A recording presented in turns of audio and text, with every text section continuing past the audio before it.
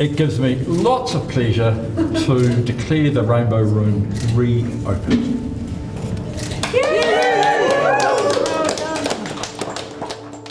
Ka whakatūwhera te mana whakawā i te taiwhanga uenuku i te whare parliamento o Aotearoa. Anei te kōrero. Kia ora mai no tātou, ko Louisa Wall aho. I'm the MP for Manurewa. This room is incredibly special and important to me because it signifies the history of Rainbow Members of Parliament and it also signifies our legislative history. So it did really start with homosexual law reform, and then as we've progressed through the years, we've had civil unions, we've had marriage equality, but we've also had pioneers and leaders within our LGBT community, and for me it really is about legacy. When Europeans first came to our country, they found a people that were far more sex positive. They were not comfortable with what appeared to be a very relaxed attitude to same-sex sexuality. And so immediately they took steps to try and criminalise it, to suppress it. In fact, they worked really, really hard to pretend that it never existed at all. A big part, I believe, of decolonisation is to go back and find those stories. And we use the word takatāpui. It's a traditional word. It means intimate companion of the same sex, but we've embraced that to include all of us, all Māori with diverse genders, sexualities and sex characteristics. And that includes lesbian, gay, bisexual, trans, intersex and queer, but actually many other identities that people may not even have names for just yet. We have, as takatāpui over the years, dealt with that in many, many ways. Some of us have gone into hiding. Some of us have lived the heterosexual life that society has wanted for us. And so the rest of us must continue to fight, must continue to advocate, must continue to open doors, particularly for our young people. In 1974, then Young, who was an opposition member of Parliament, was going to introduce a homosexual law reform bill. The Prime Minister at the time, Norman Kirk, said he couldn't support it because he couldn't support anything that wasn't normal behaviour. I read that headline of the Dominion and I got up from the table and I walked straight down to Lambton Quay and joined the National Party. In 1976, when I was 23 years old and a backbench member of the national government, I was outed by Truth newspaper, who ran the story for something like 6 weeks. The response from New Zealanders was extraordinary. They were so angry that this had been picked on, that a young woman had been picked on, in a context where, prior to this, pretty much MPs' private lives had no space or place in this kind of public announcement. In 78 to 81, I was the only woman in the National Party caucus. Fortunately, Catherine O'Regan, who had been my electoral agent, in 1983, when I told her I was going to retire, I said, I'm letting you know really early in case you'd like to run for it. And she did, and she won. She became the Associate Minister of Health. The government introduced an amendment to the Human Rights Commission Act. She did something really extraordinary. As a minister, she moved an amendment to expand the grounds of discrimination to include sexual orientation and those who were suffering from HIV and AIDS and other transmittable, notifiable diseases. I was a young solo mother with 3 primary school age children. The gay community members had lobbied me and said, look, we need a bill introduced by somebody who will actually promote it and run a campaign. And after the 1984 election, I introduced what was then called the Homosexual Law Reform Bill. 2 parts. Part 1 was decriminalisation. Part 2 was an amendment to the Human Rights Act. It was a very bitter campaign. It was fought not just in Parliament but on the streets. There was a lot of hate mail, there were death threats, the police were very good. But there were wonderful moments as well, and I do remember when the petition was being heard, a messenger arrived with a huge bunch of spring bulbs, beautiful perfume, and I thought, that's lovely. So it was just somebody I didn't know, I think, in the gay community who'd sent me these flowers. And of course they were very supportive. I've been a public servant most of my life, and in my first 6 months of working in Wellington, came to Parliament buildings when the anti-petition was being handed over, and I've got very strong memories of, one, the fact that we were locked out because we were on the other side of the fence. The fact that this huge semi-military process was being enacted in front of us where all these very neatly uniformed men basically were handing over the petition in these huge boxes. And the overwhelming sort of response of Fran Wilde, which was just fabulous. She was standing on, I think, a ladder or something. She was certainly standing up high, conducting us all singing the national anthem to try and give a counter to this very jingoistic kind of procession. It was highly motivating, and I think it pushed a lot of us towards lobbying and some of the marches that went on, and then sort of culminated in law reform going through by Catherine O'Regan, and will remain eternally grateful for her, because liberal causes, I think, for somebody like Fran was appropriate. For Catherine O'Regan, it made her no friends, but she pushed through anyway, and she pushed through anti-discrimination for HIV positive men, and that was just brilliant. The real heroes were the men who came out during the campaign, because we had to prove to New Zealand that gay men were not a threat. They were just the person they worked with, the person next door, their colleague, or their son, or in some cases, sadly, their husband. So many men came out, and of course they took a huge risk because they were criminal, and had the bill not succeeded, that would have been the most terrible blight on their lives forever. So it was great. It wasn't a huge majority, but we got it through, and of course the sky didn't fall in, Western civilization didn't collapse, the world just went on. And for me, this is probably the one bit of legislation that has had the most impact on the most people. So I'm still very proud that I was able to do it. I was honoured to be the first out gay MP in the New Zealand Parliament. I came out in 1994 when I was a new MP elected for the constituency of Te When I was a government minister, I was the Minister of Housing at the time, I was in Australia, and I met a young New Zealand woman in a bar there, and she said to me, "You saved my life." And I said, "How could that be? I've never met you before." And she said, "You were my local MP, you came to my school during prize giving, and I was struggling with my sexuality. I had very religious parents, and I had been considering suicide." And she said, "I watched you on the stage all night, and you were the big man. You were being honoured by everybody. You were our local MP and you were a government minister. And I thought afterwards, if it's okay for Chris Carter, it's okay for me."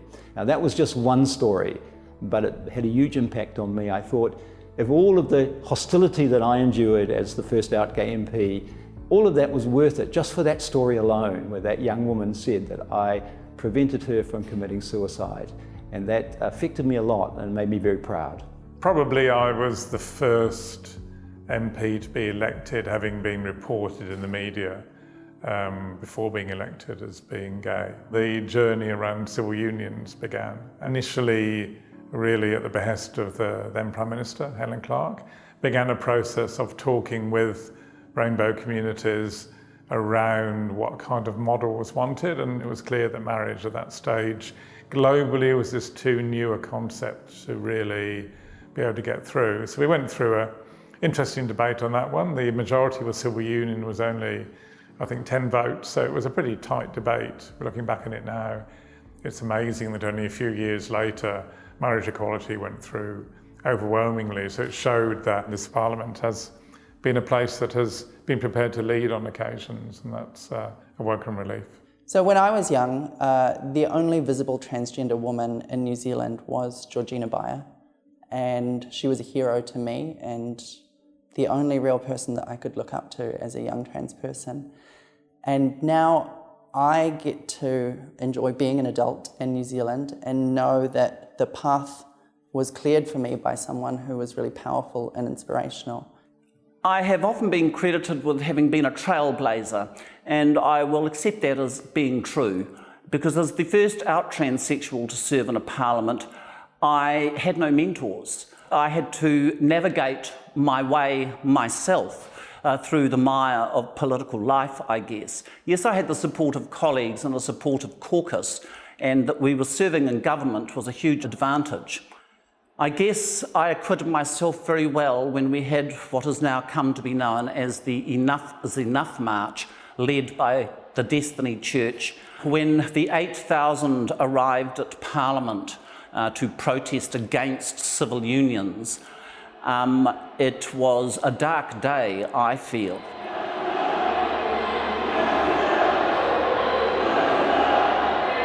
I stood on those steps for the 2 or 3 hours that they held their rally in front of Parliament, holding the rainbow flag, joined by other members of Parliament, Sue Bradford, Sue Kedgley, Tim Barnett, Chris Carter, various others came out to support me as I stared them down from the steps of Parliament. At one point, I just lost it. We had 150, approximately, of our supporters who were pro the Civil Union Bill, and they had been surrounded by the 8,000 Destiny Church people.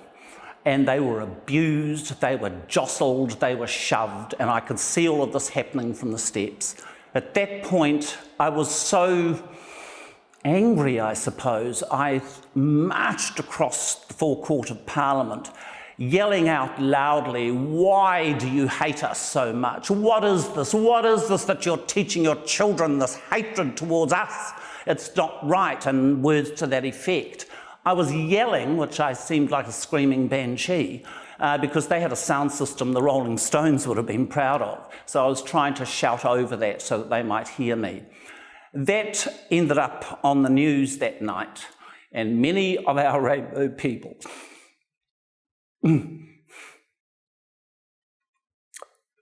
around the country went to hallelujah. Our voices there to stare down this great adversity we were facing from these people. One of the proudest moments in my parliamentary life, I have to say. Sorry for getting a bit emotional about it, but it was significant. And of course, civil unions came to pass, and then was followed, less than 10 years later, by Louisa Wall's presentation of marriage equality to the country. And considering the venal debate that happened over civil unions throughout the country, marriage equality managed to slip through, pretty well supported from within the Parliament, and more importantly, from a majority of New Zealanders. You see, with patience and perseverance, the country, by and large, will come on board because they can see all we want is equality. We are of no harm to anyone else. We just want to enrich our own lives with equality. And it has been for the better of New Zealand that we have been able to make positive contributions to our country and to live lives that are far more liberated than when I was young. Well done, New Zealand. It was my pleasure to, as a backbench MP, propose a marriage equality legislation here in Aotearoa, New Zealand. One of the first things we did was establish a cross-party working group, and this gives me an opportunity to acknowledge Kevin Haig, a very active member of our LGBT community, and also Tauhenare. And so I really want to acknowledge all of Parliament who came together at that time with external allies. We also had others, those based in Wellington and Hamilton and Auckland throughout the country, who established marriage equality committees in each of those cities, and then we had towns who were actively engaged. It was a very special time, so extending that right to all New Zealanders, consenting adults who want to engage in the marriage process, I think for us has been a beautiful thing.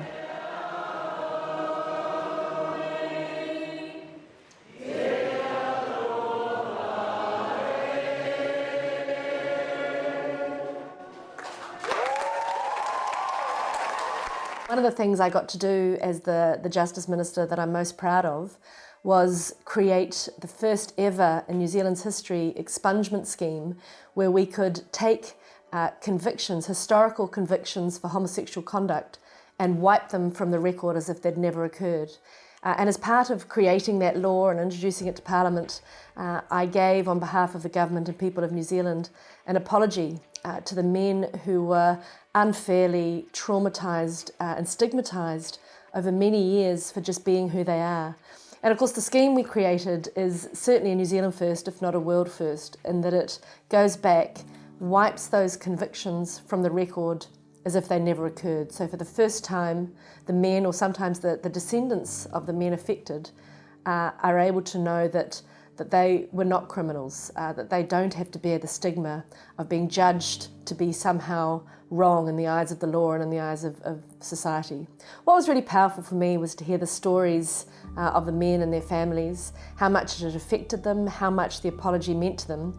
And actually one of the really special things was the way Parliament came together.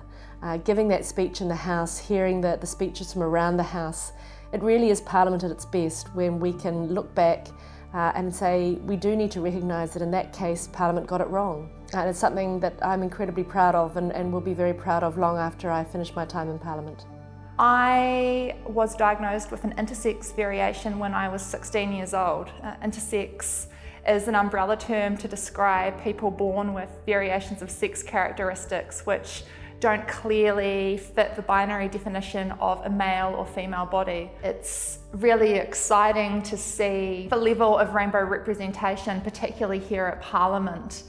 I was part of a host ropu for the ILGA World Conference.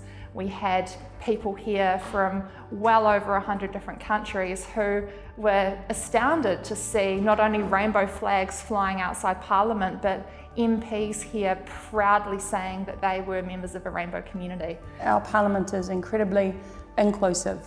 I can say that I feel respected, that I feel valued, that I have never experienced anything that I would classify as homophobic, where I've been explicitly excluded because I'm a lesbian. Takatapui.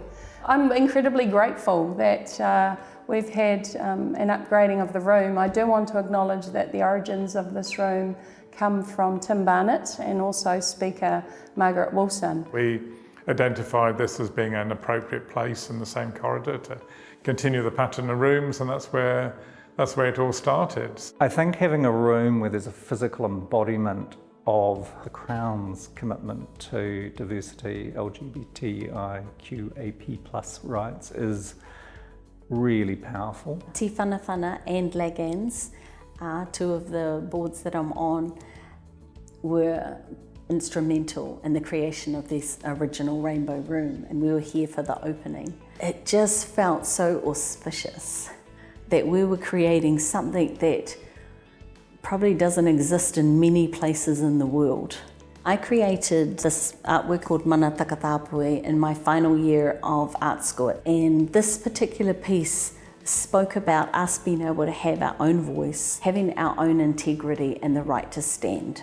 And the two major designs in the artwork are the pautama, so representing whakapapa, and the other design is the kaukau, and that's about leadership. In recent times, I have heard the terms, tōku reo, tōku oho oho, which is our voice as part of the wider collective voice of Māori. So if we as takatapui are not well, then Māori is not well. The Rainbow Room and the progress that has been made, I think, reflects that we have moved towards LGBTI rights or rainbow rights, human rights, not just gay rights. I think in New Zealand we're really privileged and really lucky that we have had legislation pass and kind of our community has got the rights that we do have today, and we're in the place that we are. We've made some really awesome steps towards that through some of the legislation that's passed. 10 years ago, some of our young people didn't even know that they could survive to the age they're at today.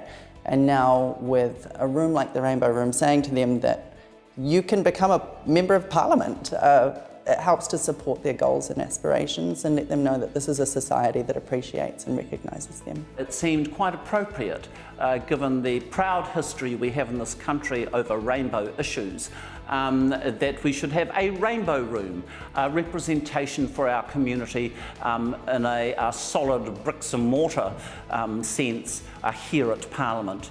And here it is.